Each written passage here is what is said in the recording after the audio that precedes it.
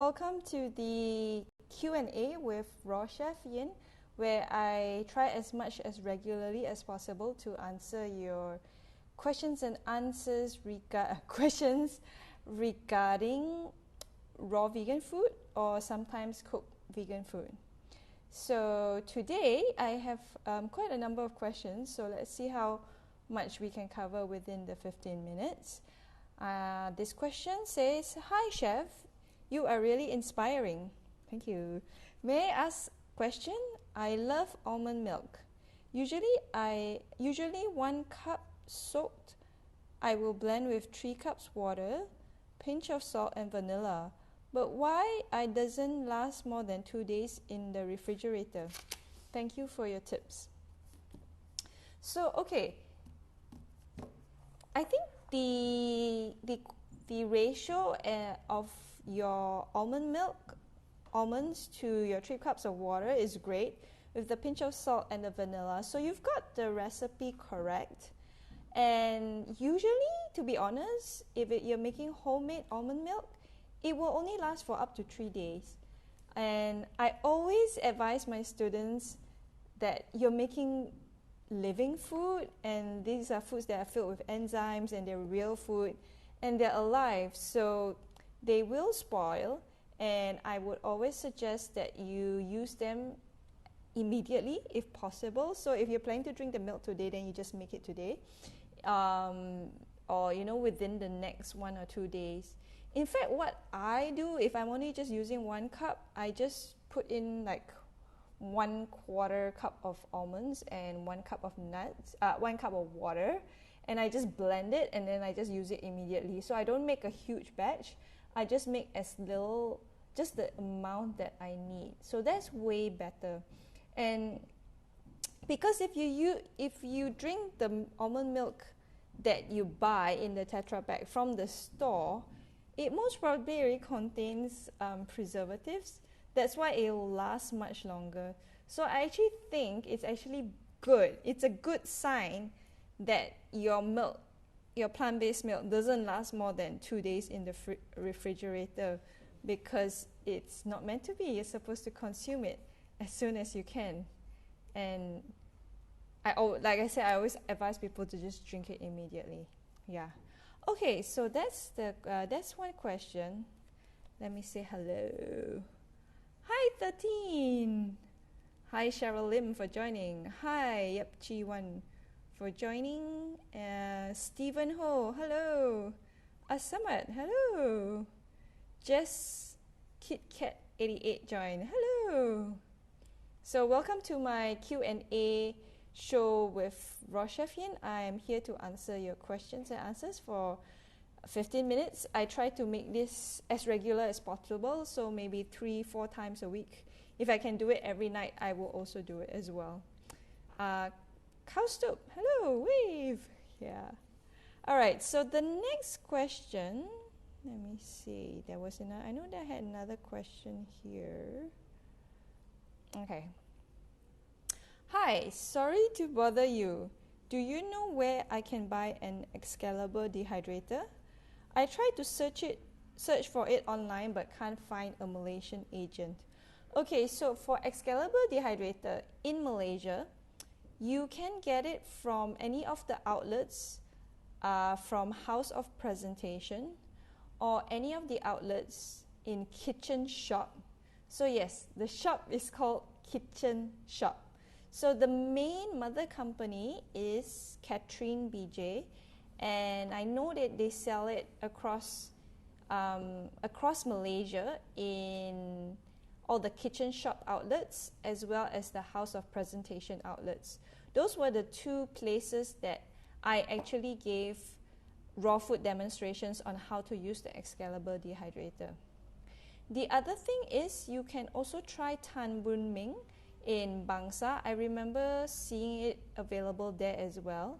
And also, this was some time ago, a few years ago when I checked, they also sold it on their website as well, maybe like 2 years ago.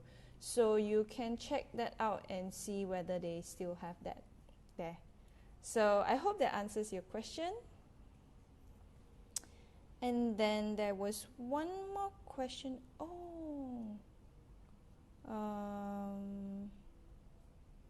Let me see. I think to answer that question, I actually need my iPad. So let me try and see if my iPad will magically appear.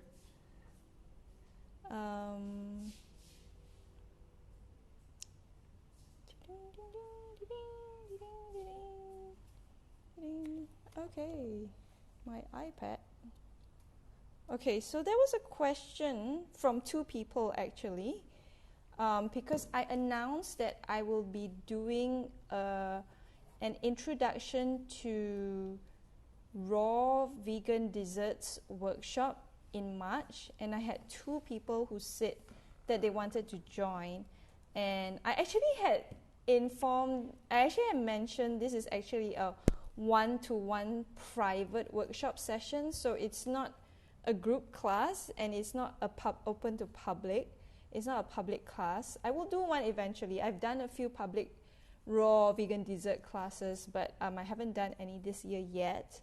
But this lady has contacted me some time ago, a few months ago, and I agreed to conduct the course with her. So, but I've had two more people inquiring about it. And I was really gratified to hear from surgeons that they felt that felt really real. That's my... I mean...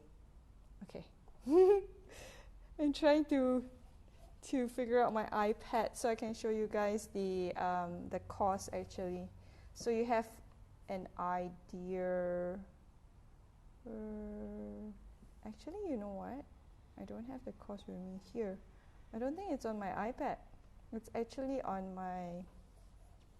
It's on my laptop. Okay.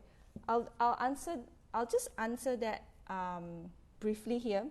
The course that I'm doing, it covers 6 recipes. It's across 2 days, so you do 3 recipes one day and then 3 recipes another day. And you get to choose. I do have a list of desserts that you can make. So this lady has chosen a few. She's asked for the cultured cheesecake. She's also asked for a blueberry cake. She's also asked for black currant and banana squares and a orange chocolate chia pudding, and we also have a chocolate mint pie, and there's one more which I can't remember right now. Let me see if I have it on... No, I don't think I have it on my website now. Yeah, so I'll answer this question more tomorrow. I'll show you the brochure as well that I created once I put it on my website. Yeah, and then... Yeah, so that's a one-on-one session. So if you're interested, DM me. I think I can only do this in April or May, the next session. So I'm having one session in March, and then the next session will have to be in April or May because I will be traveling in end of March. I am going to the Perth Vegan Expo. I am presenting there. I think 13 is still around. Yeah, so if anybody here from Perth, I would look forward to seeing you guys in Perth. I am going to be doing a raw vegan workshop on Totoro Onigiri. Yeah, and good. In fact, shout out to Perth Vegan Expo 2019. Go check out their Instagram page and go check out and see who are all the awesome presenters that are coming in. I know there are chefs coming in from all over the world, and there's also experts on sustainability, experts on animal rights, and lots and lots of fun, interesting activities celebrating veganism. Yeah. Okay, let's see who else has joined. Yeah. How do I pronounce this? Squila Gubini, hello. Howie, hello. Mama Soju, hello. T. Amy, hello. L3 and 8. Hello. Carrie Wang, hello. Bing Sugar Blizz, Sam. Yeah. Okay. Now I have one more question. And this, I think, appeared on Facebook. And this was a question asking about this book, Bento Power, which I bought through Book Depository. So it was, it's free shipping, and also I think there was a bit of a discount, so yeah. And I've been actually, this is written by my friend, Sarah. She is based in the UK, in London, and most of the recipes are vegan. And I was just like super excited to get this book of hers, because when she announced it, I was like really, really proud of her and happy for her that she's getting a book out, because I really like her Instagram post, and I've also tried out some of her recipes on her website as well, and I really liked it. So someone asked, don't you usually need a lot of different ingredients for bento boxes? That's actually what holds me off from doing them. So in this book, so I just got it yesterday, so I haven't read through the whole thing yet. I read the intro, and I actually tried out 3 recipes.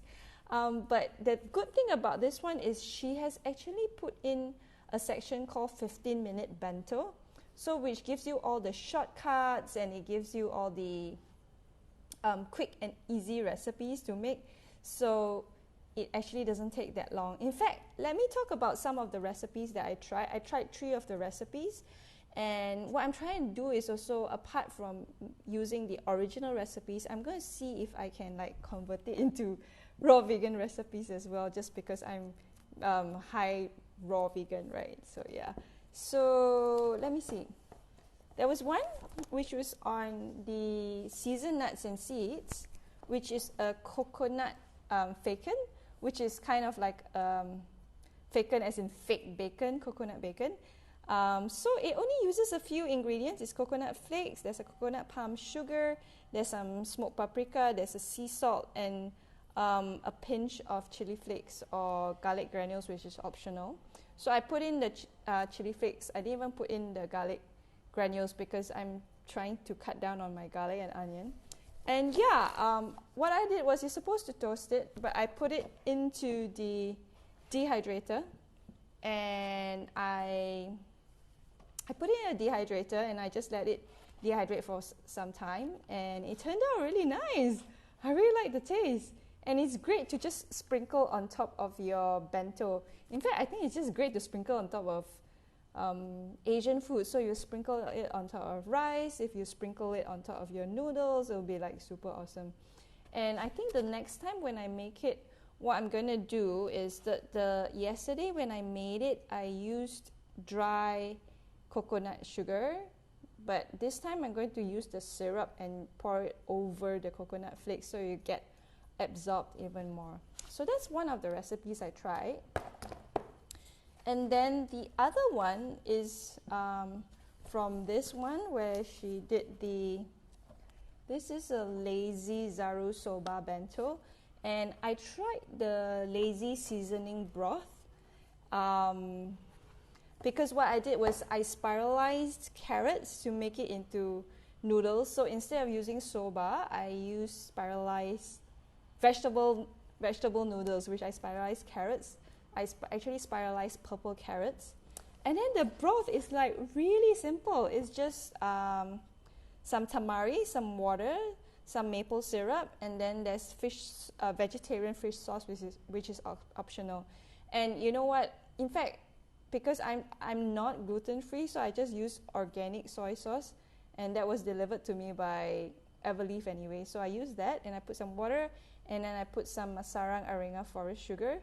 And then just mix that all up, and then I took the spiralized carrots and just dipped it into the sauce. And Mr. Jazz Guitarist really liked it. He said it really tasted like soba. So yeah, so that's really, really fast as well. And then the final recipe I did was the pulled king oyster mushrooms.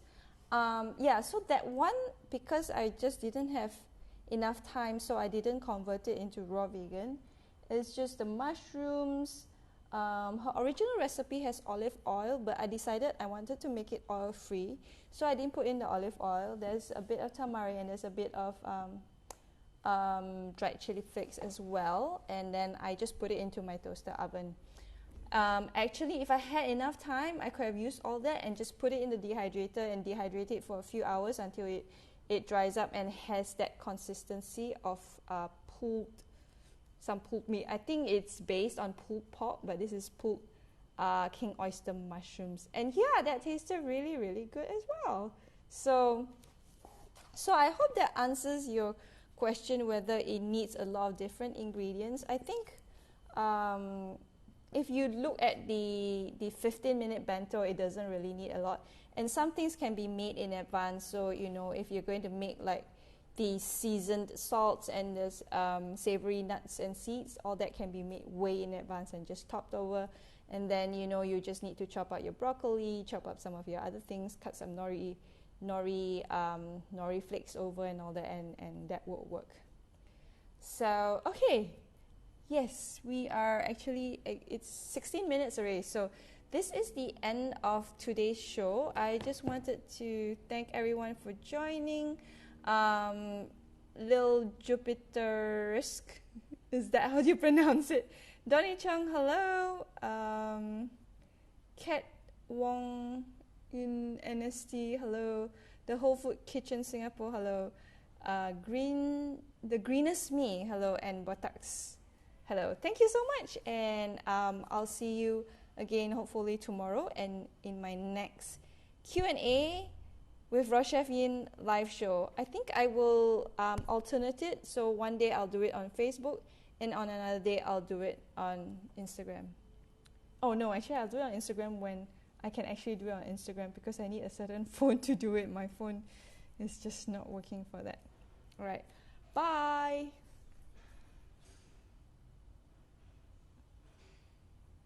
Okay, and live.